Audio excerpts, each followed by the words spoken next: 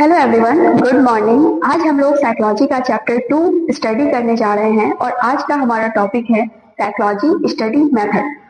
आज जो है हम साइकोलॉजी की स्टडी के लिए जो मेथड का यूज किया जाता है, कौन कौन से स्टडी मेथड का यूज किया जाता है साइकोलॉजी के लिए, उसका जो है हम स्टडी करेंगे। उसके बारे में हम जानेंगे, उन मेथड के नाम और उनको जो है डिटेल में जानेंगे कि उस मेथड में आखिर होता क्या है और हम किस तरीके से जो है साइकोलॉजी के स्टडी में जो है हम इस मेथड का यूज करते हैं। तो जब आज हमारा टॉपिक है साइकोलॉजी स्टडी मेथड, ठीक है, तो साइकोलॉजी के स्टडी के लिए हम जिस मेथड का यूज करते हैं उसको आज हम जानने वाले हैं, आज हम उसके बारे में पढ़ेंगे।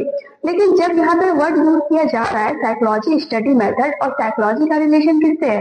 ह्यूमन बिहेवियर से। स्टडी ऑफ ह्यूमन बिहेवियर या स्टडी ऑफ बिहेवियर को क्या कहा जाता है? साइकोलॉजी कहा जाता है। तो जब बात की जा रही है कि साइकोलॉजी का स्टडी मेथड, इसका मतलब क्या है कि व्यक्ति का जो बिहेवियर है उसके स्टडी करने के लिए हम किस किस मेथड का यूज करते हैं, और उस मेथड का यूज करके हम किसी भी व्यक्ति के बिहेवियर का स्टडी कर सकते हैं। किसी के भी बिहेवियर का, चाहे वो व्यक्ति हो, ह्यूमन हो या एनिमल हो, इस मेथड का यूज करके जो है किसी का भी, चाहे वो ह्यूमन हो या एनिमल हो, उनके बिहेवियर का हम क्या करते हैं? स्टडी करते हैं। इसीलिए जो है आज का जो टॉपिक है वो है साइकोलॉजी स्टडी मेथड। साइकोलॉजी का डायरेक्ट कनेक्शन किससे है? बिहेवियर से। तो बिहेवियर को स्टडी करने के लिए कुछ मेथड हम यूज में लेते हैं, उसी मेथड के बारे में जो है आज हम जानेंगे। तो चलिए इस क्लास की शुरुआत जो है हम इंट्रोडक्शन के साथ करते हैं। देखिए, हर सब्जेक्ट का जो होता है, या फिर कोई सब्जेक्ट है या फिर कोई साइंस है, चाहे वो सब्जेक्ट साइंस हो या कोई अदर सब्जेक्ट है, उनका क्या होता है? अपना एक स्टडी का अपना एक क्या होता है? मेथड होता है,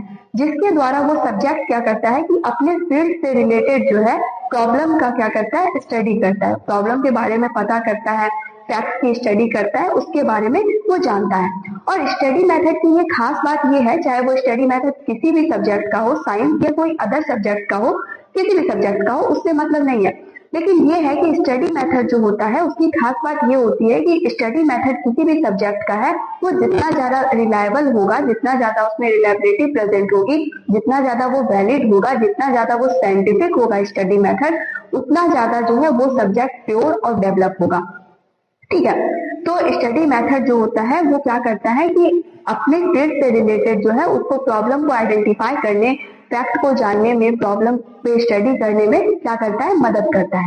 और जितना ज्यादा ये जो मेथड है स्टडी का वो साइंटिफिक होगा, किसी भी सब्जेक्ट का जो अपना एक स्टडी मेथड होता है वो जितना ज्यादा साइंटिफिक होता है, रिलायबल होता है और वैलिड होता है, वो सब्जेक्ट जो है उतना ज्यादा प्योर और डेवलप करता है। तो साइकोलॉजी क्या है? साइकोलॉजी एक साइंस है।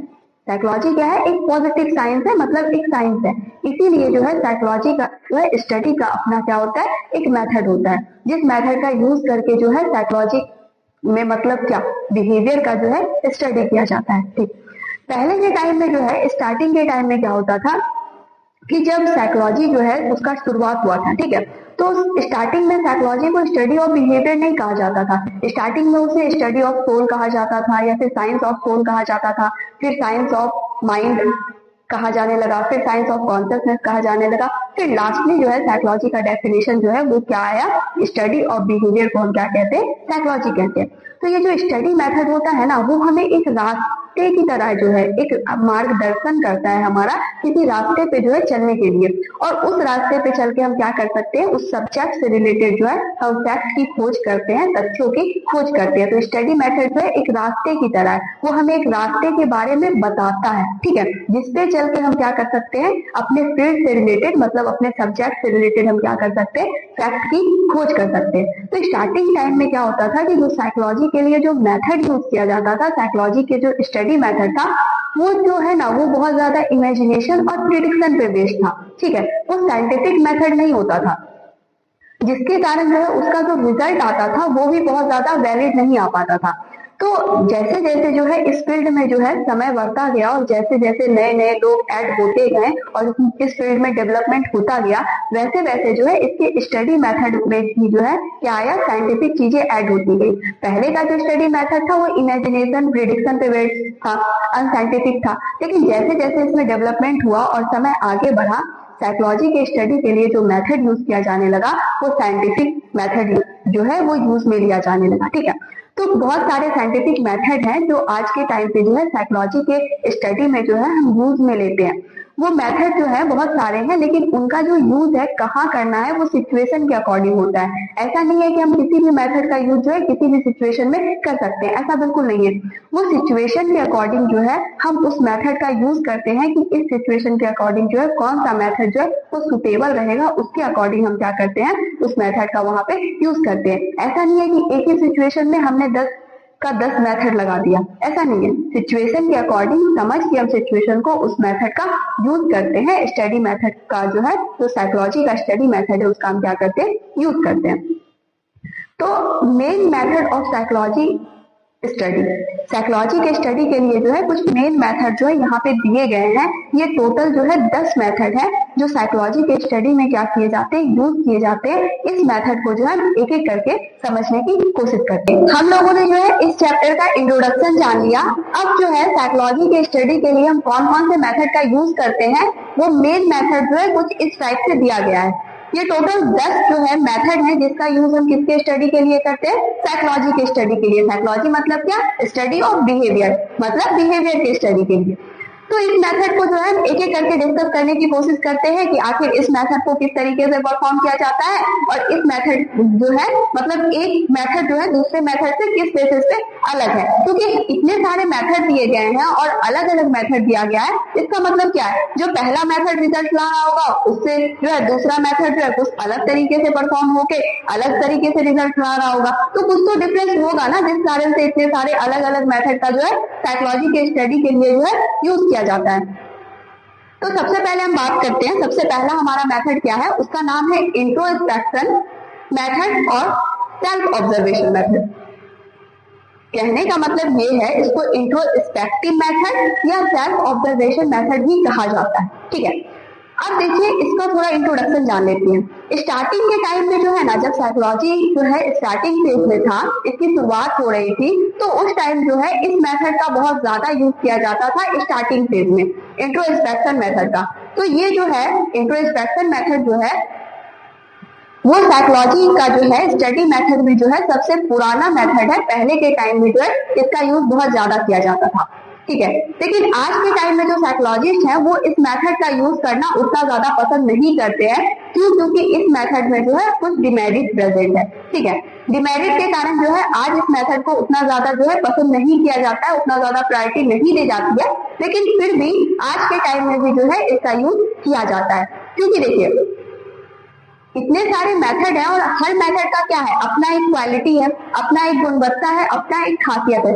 उसी खासियत के कारण जो है जो रिजल्ट जो है ये इंट्रोस्पेक्टिव मेथड दे सकता है वो रिजल्ट कोई और मेथड नहीं दे सकता। इसलिए जो है इस मेथड का यूज जो है आज के टाइम में भी किया जाता है, लेकिन बहुत ज्यादा इसका यूज नहीं किया जाता है। और आज के टाइम में अगर इसका यूज किया जाता है तो इसको इंडिपेंडेंटली रूप से इसका यूज नहीं किया जाता है, मतलब स्वतंत्र रूप से इसका यूज नहीं किया जाता है, बल्कि जो है इसे अदर मेथड के साथ जो है कंबाइंड करके जो है एक कंबाइंड फॉर्म में जो है इसका यूज किया जाता है।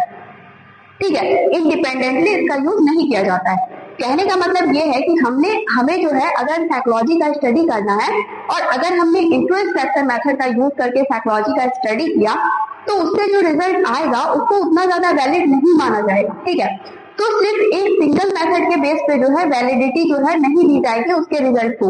अगर हम इसी को किसी अदर मेथड के साथ कंबाइंड फॉर्म में यूज करें तो वो क्या होगा, इसका जो रिजल्ट होगा वो अच्छा माना जाएगा, वो वैलिड माना जाएगा। ये था इसका इंट्रोडक्शन। अब देखिए यहाँ जो वर्ड है इंट्रोस्पेक्शन, इंट्रोस्पेक्शन को जो है 2 पार्ट में डिवाइड किया गया है। पहला है इंट्रो, दूसरा है स्पेक्शन। इंट्रो का मतलब होता है विद इन या इनवर्ड और स्पेक्शन का मतलब होता है लुकिंग। ठीक है, तो ये जो इन दोनों को मिला दिया जाए जिससे क्या बनता है लुकिंग इनवर्ड, इसका मतलब होता है अंदर की ओर देखना। मतलब ये जो हमारा मेथड है इंट्रोस्पेक्टिव मेथड या सेल्फ ऑब्जर्वेशन मेथड, आत्मनिरीक्षण विधि, इसमें क्या करना होता है, इसमें व्यक्ति जो होता है अंदर की ओर देखता है। अंदर की ओर देखने का मतलब क्या, अंदर की ओर देखने का मतलब ये बिल्कुल नहीं है कि जैसे अभी हमारी आंखें हैं वो भी बाहर की ओर देख रही है, मतलब ये बाहर की ओर मुड़ी हुई है तो बाहर की ओर देख रही है, तो अपनी आंखों को निकाल के फिर उसको रिवर्स करके जो है हम लगा ले तो फिर हम अंदर की ओर देखने लग जाएंगे। तो इसका मतलब ये बिल्कुल नहीं है। इंट्रोस्पेक्शन का मतलब जो है लुकिंग इनवर्ड होता है, अंदर की ओर देखना होता है, लेकिन अंदर की ओर देखने का मतलब ये बिल्कुल नहीं है। तो क्या है, चलिए इसको हम जानते हैं। जब हम बोल रहे हैं अंदर की ओर देखना, तो इसका मतलब क्या है? इस मेथड में जो होता है वो व्यक्ति क्या करता है, अपने माइंड में खुद झांक के देखता है और वहां पे क्या चल रहा है उसका वो खुद स्टडी करता है और उसके बारे में जो है व्यक्ति खुद ही बताता है। ठीक है, जैसे मान लीजिए अगर कोई व्यक्ति जो है वो उदास है, तो वो खुद जो है बताएगा कि आज मुझे अच्छा नहीं लग रहा, बहुत उदासी जैसा लग रहा है। अगर कोई व्यक्ति बहुत ज्यादा खुश है तो ये कहेगा कि हम जो है आज बहुत ज्यादा खुशी का अनुभव कर रहे हैं, आज जो है बहुत ज्यादा प्रसन्न है। तो देखिए, हर व्यक्ति जो है वो इंट्रोस्पेक्शन मेथड का यूज कर रहा है, हर हेल्दी व्यक्ति जो है वो इंट्रोस्पेक्शन मेथड का यूज कर रहा है। जैसे हम लोग जो है हमेशा कभी कभी इस तरीके से कहते हैं अभी मैं गुस्से में हूँ या अभी मैं खुश हूँ, अभी मैं दुखी हूँ, तो ये क्या कैसे हम कह पा रहे हैं? हम इंट्रोस्पेक्शन मेथड का ही यूज करके जो है हम इस तरीके की बातें बोल पा रहे हैं। मतलब व्यक्ति सबसे पहले तो अपने माइंड में देखता है, झांक कर कि वहाँ क्या एक्टिविटी चल रही है, उसके बेसिस पे वो क्या करता है, कुछ वो एक्सप्रेस करता है, कुछ वो वर्ड के फॉर्म में जो है चीजें बताता है कि अभी जो है मैं अच्छा अनुभव कर रहा हूँ, अभी मैं दुखी हूँ या अभी मैं गुस्से में हूँ या फिर मुझे अभी डर लग रहा है। तो हम डे टू डे लाइफ में जो है इंट्रोस्पेक्शन मेथड का, सेल्फ ऑब्जर्वेशन मेथड का जो यूज है वो हर व्यक्ति करता है। और इसका यूज जो है वो कौन नहीं कर सकता? जो मेंटली रूप से इन व्यक्ति होते हैं ना, जो मानसिक रूप से बीमार मरीज होते हैं, वो इस मेथड का यूज नहीं कर सकते हैं। क्यों? क्योंकि जो देखिए मेंटल इलनेस जो होती है वो भी दो तरीके की होती है। इसको जो है हम लोग जो है चैप्टर 7 में पढ़ेंगे, ये चैप्टर 7 में दिया गया है। मेंटल इलनेस जो है वो दो तरीके का होता है, एक साइकोसिस और दूसरा न्यूरोसिस। तो साइकोसिस वाला जो मेंटल इलनेस होता है उसमें क्या हो जाता है, व्यक्ति में लैक ऑफ इंसाइट देखने को मिलता है। उसमें जो ये सेल्फ ऑब्जर्वेशन की जो कैपेसिटी होती है ना, जो एबिलिटी होती है, वो नहीं हो पाती। ठीक है, वो एब्सेंट होती है। तो जो व्यक्ति मानसिक रूप से बीमार है और वो व्यक्ति को साइकोसिस टाइप मेंटल इलनेस है, तो वो व्यक्ति जो है वो इंट्रोस्पेक्शन मेथड का यूज नहीं किया जा सकता है उस व्यक्ति पे। वो व्यक्ति जो है इस मेथड का यूज करके अपने बारे में कुछ भी नहीं बता सकता है, अपने माइंड में झांक कर जो है उसको एक्सप्लेन नहीं कर सकता है। ठीक है, तो ये समझ में आ गया। हम लोगों ने जो है इंट्रोस्पेक्शन मेथड के बारे में जान लिया कि आखिर होता क्या है। इंट्रोस्पेक्शन मेथड में क्या होता है कि व्यक्ति जो है खुद के माइंड में देखता है और खुद ही वहां से जो है उसका स्टडी करता है, वहां जो चल रहा है और उसको क्या करता है, एक्सप्रेस करता है, उसको क्या करता है, बताता है।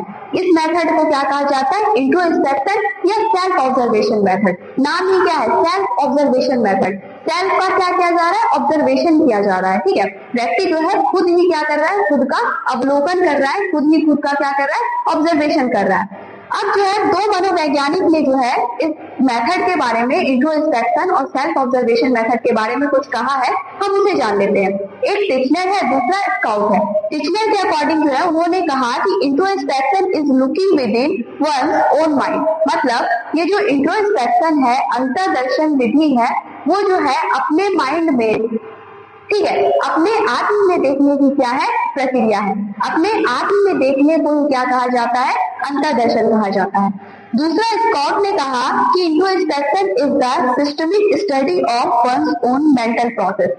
अपनी मानसिक क्रियाओं का व्यवस्थित अध्ययन क्या कहलाता है, इंट्रोस्पेक्शन कहलाता है। ये स्कॉट ने कहा। और टिचनर ने कहा कि अपने आत्म में देखना ही क्या कहलाता है, अंतर्दर्शन या इंट्रोस्पेक्शन कहलाता है। ठीक है, यहाँ तक समझ में आ गया कि इस मेथड में हम क्या कर रहे हैं, व्यक्ति खुद ही खुद का ऑब्जर्वेशन कर रहा है, इसलिए इस मेथड को सेल्फ ऑब्जर्वेशन मेथड भी कहा जा रहा है। जान लीजिए, ठीक है, आपको बस नाम याद करना है, नाम याद आपको रखना है, बाकी इसके अंदर क्या था आप ये सुन के आप इतना लिख सकते हो एटलीस्ट। ठीक है, तो अब हम आगे बढ़ते हैं। अब क्या है, इस मेथड के बारे में जान लिए हम, इसका मतलब क्या होता है हम जान लिए। अब इसी मेथड का, सेल्फ ऑब्जर्वेशन मेथड का मेरिट और डिमेरिट क्या है, इसके बारे में हम जानते हैं। मेरिट का मतलब हो गया इसमें कुछ, डिमेरिट का मतलब हो गया इसमें कुछ कमी और इसमें कुछ क्या फायदा है, क्या इसमें है जो अच्छा है और क्या इसमें जो है एक दोस्त के रूप में कुछ खराबियां, इसके बारे में हम जानते हैं। तो सबसे पहले हम पढ़ते हैं मेरिट। ये सेल्फ ऑब्जर्वेशन मेथड का ही है। मेरिट क्या है, इसमें क्या अच्छा है, क्या लाभ है हमको इस मेथड से। पहला ये कि ये जो मेथड होता है वो बहुत ही ज्यादा इजी होता है यूज करने में। ठीक है, ये दूसरा ये कि इस मेथड को यूज करने के लिए कोई बहुत ज्यादा एजुकेशन क्वालिफिकेशन की जरूरत नहीं होती। ठीक है, ऐसा नहीं है कि किसी को एकदम विशेष रूप से कोई डिग्री हो या कोई बहुत ज्यादा प्रोफेशनल हो तभी वो इस मेथड का यूज कर सकता है। कोई भी नॉर्मल इंसान भी इस मेथड का यूज करता है और हम लोग करते ही हैं। हर इंसान सेल्फ ऑब्जर्वेशन मेथड का यूज करता ही है। तो इस मेथड के लिए कोई बहुत ज्यादा डिग्री या विशेष कोई एजुकेशन क्वालिफिकेशन की जरूरत नहीं होती है। ठीक, इस मेथड को यूज करने के लिए हमको कोई एक प्रॉपर बहुत अच्छा सा स्पेस नहीं चाहिए होता है। जैसे कि हम कोई एक्सपेरिमेंट करते हैं साइंस में, उसके लिए एक स्पेस है ना, हमको लैब चाहिए, वो एक इन्वायरमेंट चाहिए। लेकिन इस मेथड का यूज करने के लिए हमको कोई भी लैब या इन्वायरमेंट नहीं चाहिए। वो उसी कंडीशन में जहां हम हैं, जिस सिचुएशन में, वहां हम उसी अवस्था में उसी समय हम इस मेथड का यूज कर सकते हैं। ठीक, इसके अलावा इस मेथड को यूज करने के लिए हमें कोई इंस्ट्रूमेंट की जरूरत नहीं होती है। ठीक है, इसके अलावा क्या होता है कि इस मेथड का यूज करके हम खुद के बारे में जानकारी प्राप्त करते हैं। अपने पर्सनल एक्सपीरियंस, अपने इमोशन के बारे में अगर बताना हो तो ये मेथड जो है वो बहुत अच्छा है। ठीक है, इस मेथड का यूज करने के लिए हमको 2-4 लोगों की जरूरत भी नहीं होती है, हम अकेले ही काफी है। अकेला इंसान ही इस मेथड का खुद यूज कर सकता है, इसमें हमको बहुत ज्यादा लोगों की भी जरूरत नहीं होती है। ठीक है, इसके लिए कोई फिक्स टाइम भी नहीं होता है कि हम इसी टाइम में कर सकते हैं, नहीं, जब मन हो इस मेथड का यूज आप कर सकते हो अपने माइंड के, अपने बिहेवियर के स्टडी के लिए। ठीक है, इसके अलावा क्या है कि इस मेथड का यूज जो है वो इंडिपेंडेंटली नहीं किया जाता है। इस मेथड का जो यूज है वो इंडिपेंडेंटली नहीं किया जा रहा है। इस मेथड को हम कंबाइंड फॉर्म में करते हैं। अदर मेथड का यूज से जो भी कंक्लूजन निकला है उसको हमको जांच करना है वो कितना वैलिड है, तो उसके लिए हम क्या करते हैं, किसी भी मेथड के साथ इसको कंबाइंड फॉर्म में यूज करते हैं। ये सारा इसका क्या था, मेरिट था। इससे क्या क्या लाभ है, इसके अंदर क्या क्या अच्छाइयां थी, उसको हमने जान लिया। अब हम जानते हैं डिमेरिट के बारे में। ठीक, अब इसमें क्या क्या दोष है, इसमें क्या क्या कमियां है, उसको जानते हैं। सबसे पहला कमी है कि ये मेथड जो है वो साइंटिफिक मेथड नहीं है।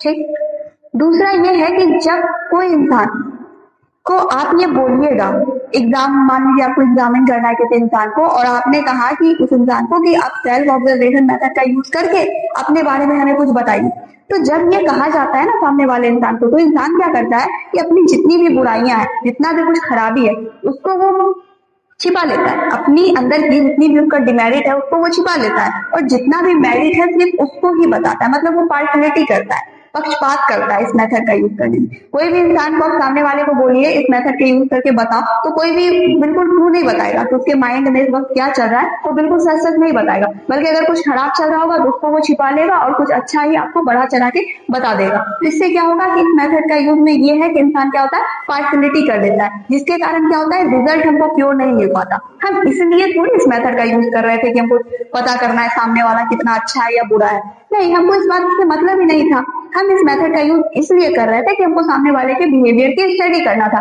कि आखिर चल क्या रहा है अभी इस वक्त उसके माइंड में। और ऐसा तभी पॉसिबल है जब वो खुद अपने माइंड को रीड करके बताए। लेकिन उसने क्या किया, अपनी बुराई को छिपा लिया, अच्छाई को बता दिया। यहाँ कोई कंपटीशन तो चल नहीं रहा था कि आपको अच्छा बनना है, कौन कितना ज्यादा अपने बारे में अच्छा बता सकता है। ठीक है, लेकिन फिर भी ऐसा सामने वाला करता है कि बुराई को छिपाया, अच्छाई को बताया, जिसके कारण इसका रिजल्ट क्या होता है, प्योर नहीं आ पाता है। ठीक है, तो इसमें पार्शलिटी हो जाती है, ये इसका डिमेरिट है। तीसरा ये कि इसको कोई भी यूज नहीं कर सकता है। ठीक है, क्योंकि मेंटल प्रोसेस जो होता है ना, मेंटल फंक्शन जो भी हो रहा है, thinking, memory, perception, sensation, mind में जो भी चल रहा है, वो इतना ज्यादा आसान नहीं होता है किसी के लिए भी समझना। मेंटल प्रोसेस को थोड़ा कॉम्प्लेक्स बताया गया है, माइंड को थोड़ा कॉम्प्लेक्स बताया गया है। ठीक है, तो किसी के लिए भी इतना आसान नहीं होता है। अगर किसी को भी आप इस मेथड का यूज करने दे दो तो वो वही करेगा, अच्छाई को बताया, बुराई को छिपाया। लेकिन अगर कोई इंसान जान रहा है तो उसको पता है ना कि सामने वाला हमारे बिहेवियर को स्टडी करना चाह रहा है, तो मेरे माइंड में जो चल रहा है, चाहे वो अच्छा हो, बुरा हो, जैसा भी हो, उसको सामने वाले को एज इट इज हमको ऐसा बताना है। तो इसीलिए हर कोई इस मेथड का यूज नहीं कर सकता। इसके लिए मतलब उसको कुछ जानकारी की आवश्यकता होती है। बिना उस जानकारी के वो इस मेथड का यूज सही तरीके से नहीं कर पाएगा। अगर कर भी लिया यूज तो फिर उसका वो प्योर रिजल्ट नहीं दे पाएगा, उसमें पार्शलिटी देखने को मिलेगी। ठीक, ये इसका डिमेरिट हुआ। और डिमेरिट क्या है कि जब कोई इंसान खुद के माइंड में झांक के अपने बिहेवियर की स्टडी कर रहा होता है, तो उस वक्त क्या होता है कि देखने वाला और जिसको वो देख रहा है वो दोनों एक ही होता है। ठीक, जैसे अभी हम यहाँ हैं तो वो कैमरा और हम दोनों अलग हैं, एक देखने वाला है और एक क्या है जिसको हम देख रहे हैं। तो यहाँ पे ठीक है, हम उसके बारे में अच्छे से आपको बता सकते हैं कि हाँ ये इतना है, इसका लेंथ इतना है, ये इस कंपनी का है, हम इस सारी चीजों को बता सकते हैं। ठीक है, आगे कौन है उसको देखिए। यहाँ जो देखने वाला होता है और जिसको देखा जा रहा होता है इस मेथड में, वो दोनों क्या होते हैं, सेम ही होते हैं। जिसके कारण क्या होता है, इसका स्टडी में जो होता है दिक्कत आता है। जैसे अगर दो अलग अलग चीजों की स्टडी करने बोलते हैं तो इंसान बहुत अच्छे से कर लेगा। जैसे मेरे आगे फोन है, तो अगर हमसे पूछा जाए, हम अलग है फोन अलग है, मतलब देखने वाला अलग है और जिसको देखा जा रहा है वो अलग है। तो अगर फोन के बारे में स्टडी करना हो या कोई पूछे तो हम इसके बारे में बता सकते हैं कि इस कंपनी का है, इसका स्टोरेज कितना, ये सारी चीजें हम बता सकते हैं, स्टडी हम अच्छे से कर सकते हैं। उसमें कम चांसेस है कि पार्शलिटी होगा।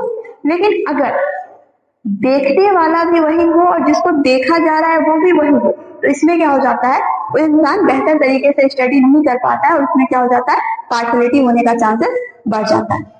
ठीक, उसके बाद क्या होता है, और डिमेरिट क्या है कि इंसान का जो बिहेवियर होता है बहुत ज्यादा डायनेमिक होता है। डायनेमिक का मतलब होता है बहुत जल्दी जल्दी चेंज होता है, बहुत जल्दी जल्दी थोड़ा चेंज होता है। इसके लिए फिर उसका स्टडी करना हर किसी के लिए आसान नहीं होगा। कोई भी बोल देगा कि हम स्टडी कर लेंगे तो ऐसा पॉसिबल नहीं है। क्यों? क्योंकि ह्यूमन का बिहेवियर कैसा है, डायनेमिक है। ठीक, इसमें क्या करना पड़ता है, इंसान को अपने माइंड को दो पार्ट में डिवाइड करना पड़ता है, अपने मस्तिष्क को। ठीक, एक पार्ट वो होता है जो देख रहा है और दूसरा पार्ट वो होता है जिसको देखा जा रहा है। तो इस तरीके से कोई भी नॉर्मल इंसान के लिए अपने माइंड को एकदम अच्छे तरीके से सेपरेट करके स्टडी करके कुछ भी कंक्लूजन देना ये थोड़ा मुश्किल हो जाता है, पार्शलिटी के चांसेस रहती है।